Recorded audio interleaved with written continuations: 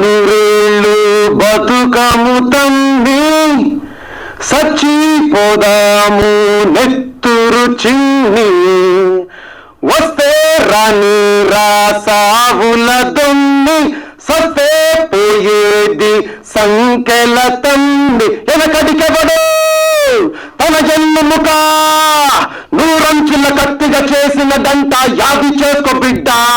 మన ఎముకలను మన పేగులను వెయ్యంచుల కత్తులు చేయమంటోంది పురుడోసిన గడ్డ.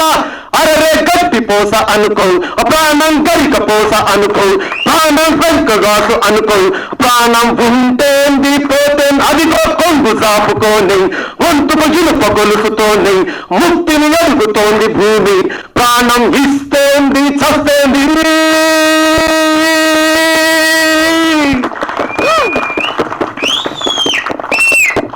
ఈ సినిమాలో హీరో లేరు, ఈ సినిమాలో స్టార్లు లేరు.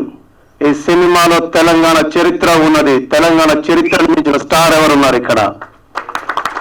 ఈ సినిమాకు సంబంధించి మా ఊరికి పోతే ప్రమోషన్ చేయడానికి ఎలక్షన్ కమిషన్ కోడ్ అడ్డం వచ్చింది.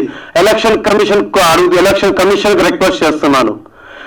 ఇది ఏదో ఒక వ్యక్తినో, ఏదో ఒక కులాన్నో, ఏదో ఒక మతాన్నో, ఏదో ఒక ప్రాంతాన్నో దృష్టిలో పెట్టుకొని తీసిన సినిమా కాదు.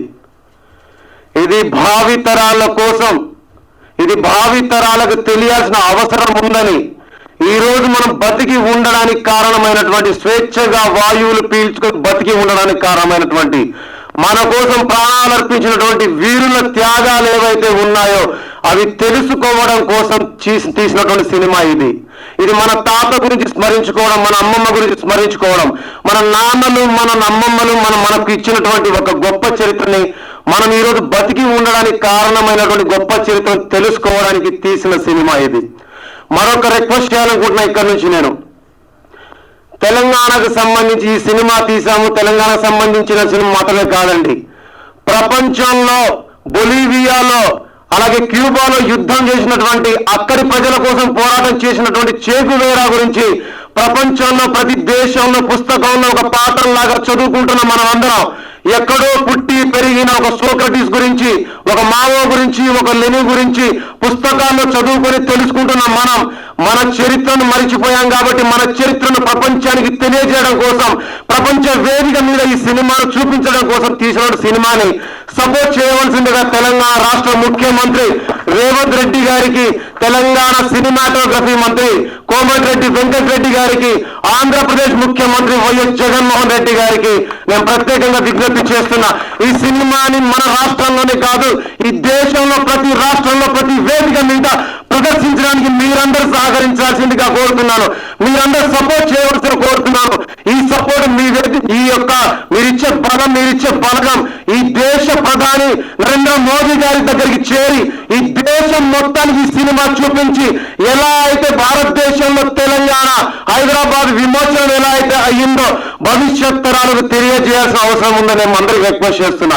ఈ విషయాన్ని మీడియా మిత్రులందరూ ఇది ఒక ఆవేశంతో కాదు, ఇది ఆలోచనతో చెప్తున్న విజ్ఞప్తిగా తీసుకోవాల్సిందిగా మనవి చేస్తూ, దీన్ని మీరందరూ ఎవరైతే సోషల్ మీడియాలో సినిమా చూసి చాలా బాగుందని వీళ్ళు మాట్లాడుకుంటున్నారు తప్ప, థియేటర్కి వచ్చి ఈ సినిమాను చూడడానికి చాలా మందికి టైం దొరకట్లేదు.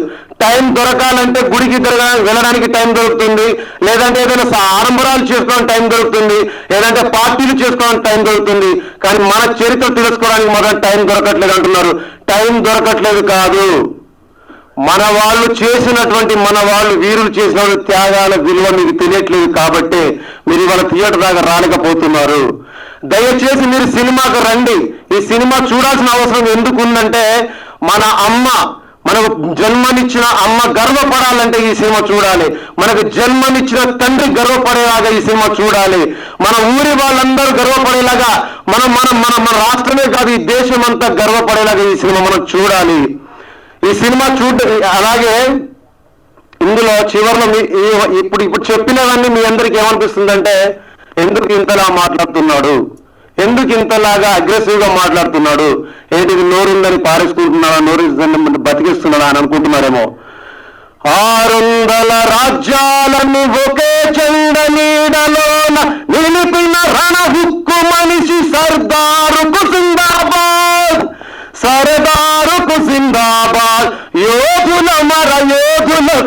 జిందాబాద్, యోధుల మర యోధులకు జిందాబాద్, పుట్టుక తప్ప చావు లేని వీరులార జిందాబాద్, చావు కూడా పుట్టుక అన్న ధీరులార జిందాబాద్, షోయబుల్లా దొడ్డి కొమురయ్య షేకు బందగి జిందాబాద్, యోధుల మర యోధులకు జిందాబాద్, బల బల యోధుల మర యోధులకు జిందాబాద్. కొన్ని వేల మంది ఆత్మార్పణం ద్వారా, కొన్ని వేల మంది మహిళలు, కొన్ని వేల మంది పిల్లలు, కొన్ని వేల మంది మన అక్కలు చెల్లెళ్ళ ఆత్మార్పణం ద్వారా సాధించుకున్నటువంటి స్వాతంత్రంలో ఇవాళ మనందరం స్వేచ్ఛా వాయువులు పీలుస్తూ మన బిడ్డల కోసం, మన భవిష్యత్తు కోసం బతుకుతున్నాం. అలాంటి వారందరిని స్మరించుకోవడం అంటే, అలాంటి వారందరిని మనం గుర్తు చేసుకోవడం అంటే అది మనం చేసుకున్న పూర్వజన్మ సుకృతం, మన జన్మకు లభించిన అదృష్టం, ఈ జన్మకు దొరికినటువంటి ఒక అద్భుతం. దయచేసి ఈ సినిమా విషయంలో నేను ఎవరిని ఎప్పుడు అనలేదు ఒక మాట, కానీ ఒక మాట మీడియా మిత్రులు అడుగుతున్నాను. సార్, మీరు లేకపోతే, మీరు వారధిగా పని చేయకపోతే, మీరు మా మధ్య లేకపోతే మేము లేవండి. మేము ఎంత సినిమా తీసినా, మేము ఎన్ని పాటలు పాడినా, ఎంత గొంతు చించుకున్నా, ఎంత గుండెలు బాదుకున్నా, కోట్ల రూపాయలు ఖర్చు పెట్టామని ప్రగలాలు పలికినా కూడా నమ్మడానికి కానీ జనాలు రెడీగా లేరు. కానీ నమ్మించడానికి, నిజం ఇది అని చెప్పడానికి మీకు మాత్రమే చేతిలో కళ ఉంది, మీకు మాత్రమే గొంతులో బలం ఉంది, మీకు మాత్రమే గుండెలో ధైర్యం ఉంది.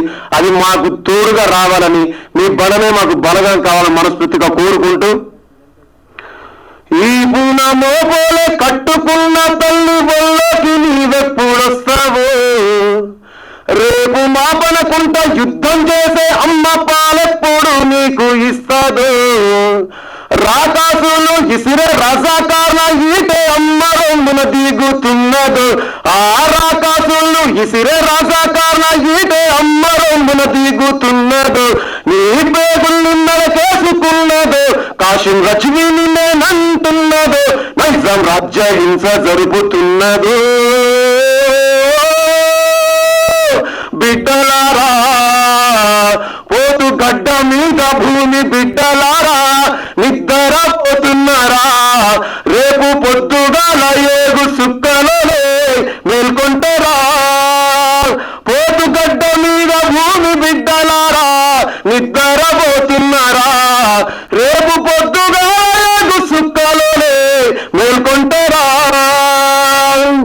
దింపుడు కళ్ళ మిమ్మలను దింపిలే బిడ్డ అని అంటున్నాము, ముద్దాడి మిమ్మల్ని భూతల్ని దొక్కల్లో పక్కేసి పడుకోబెడుతున్నాము. పిడికిళ్ళు మూసిన మీయార సేతుల శపథమేమో తెలుసుకున్నాము, తెలిసిన కనుగుడ్లు చూపించే పువ్వుల్లో మేము కూడా దండు కడుతాము, వరుసగా పబ్బతి పడుతాము, మీరు వదిలిన బందికు పడుతాము. బిడ్డలారా, పోతు గడ్డ మీద భూమి బిడ్డలారా, నిద్రపోతున్నారా, రేపు పొద్దుగా ఏగు సుక్కలే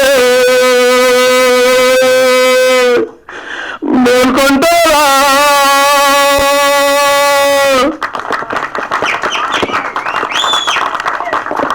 మనస్ఫూర్తిగా తప్పులు మాట్లాడితే క్షమించి, అదే మనస్ఫూర్తిగా మమ్మల్ని మీరు ఆశీర్వదించవలసిన కోరుకుంటూ, ఎక్కువ సమయం తీసుకున్నందుకు క్షమించమని మీడియా మిత్రుల్ని, మా టీం మిత్రులందరినీ కోరుకుంటాం. ధన్యవాదాలు.